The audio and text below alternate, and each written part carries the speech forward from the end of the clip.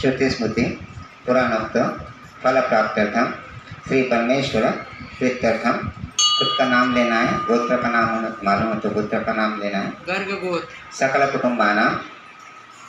कुटुंबानां और सिटी सहपरिवाराणां द्विपद चतुष्पद संहितानां क्षेम शैर्य आयु आरोग्य ऐश्वर्याभि वृद्ध्यर्थम समस्त मंगल अवाप्त्यर्थम समस्त अभ्युदयार्थ च अभीष्ट कामना सिद्ध्यर्थम श्री गजानन महाराज, श्री साईनाथ महाराज, श्री शंकर महाराज, श्री राधे गोविंद, श्री स्वामी समर्थ, श्री दत्तगुरु, श्री विठ्ठल रुक्माई देवता प्रीत्यर्थ यथा ज्ञानेन यथा मिलित उपचार द्रव्ये ध्यान आवाहनादि षोडशोपचार पूजनम महं करिष्ये।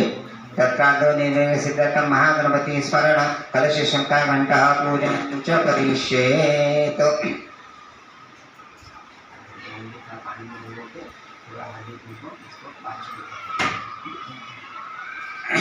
कलश